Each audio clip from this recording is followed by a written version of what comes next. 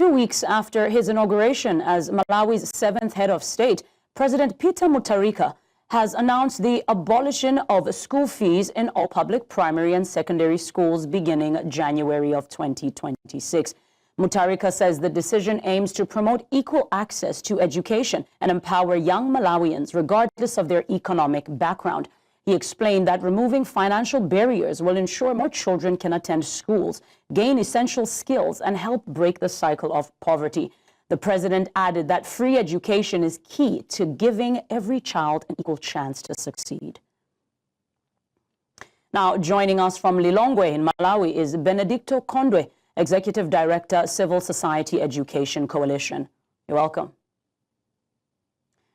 Now, Benedicto, can you tell us very quickly, how feasible is Malawi's plan to fully implement free education by 2026, given the current economic realities in the country? It is a very tough decision, but doable with the proper discipline measures.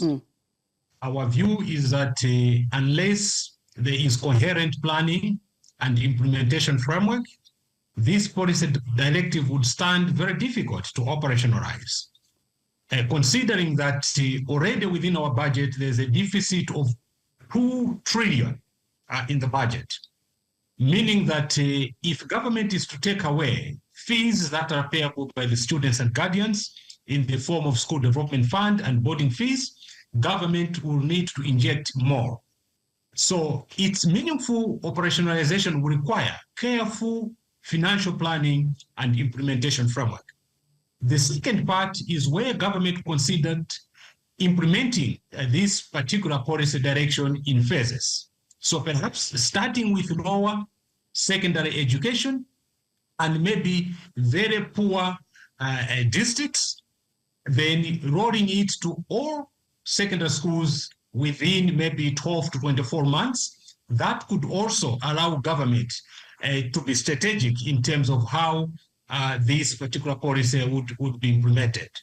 Then the other issue would be in terms of financing, funding it transparently, making sure that the other recurrent transaction, which we normally call ORT, is limited on time. Because so far, government has not been able to provide other recurrent transaction in the form of ORT to schools regularly, to the extent that schools have been relying on the contribution that have been coming from the students and guardians. So this would be the context in which this particular policy directive would be implemented. Suffice to indicate that this is not new. The same government in 2018, they issued a circular abolishing a number of fees. But however, come 2020, government was not able to provide the operational support that would aid the provision of meaningful secondary school education. Now, beyond removing school fees, what structural reforms are needed to ensure quality learning for all? And I ask this because if we come out of Lilongwe and Blantyre, you've got places like Mangoche and Salima. What does implementation and the reforms look like for equality for regions like that as well?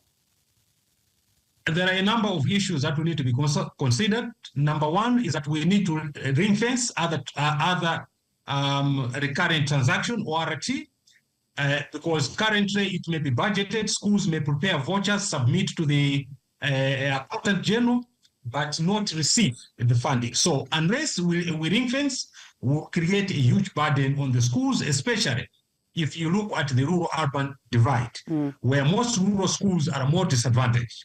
So that would be the first point to consider. Secondly, in our view, we need to fix teacher recruitment and supply, especially if you look at the teacher gap that exists between the urban and rural schools, because these are what will guarantee the provision of quality secondary education. I'm also of the view that the government needs to protect core inputs. Core inputs would mean teaching and learning materials and other suppliers that aid learning. So I think if government focuses on these among others, I think it will be possible to implement this new directive, although, as I said, it is very, very challenging because our physical space is very limited. So it requires a lot of reprioritizing, and perhaps we need to rebalance the budget by looking at lower impact activities to achieve this policy directive by the current government. Now, you made mention of the teachers and making sure that the quality is not somewhat redundant. I just want to hear from you. How can Malawi sustain free education without compromising teachers' welfare and classroom standards?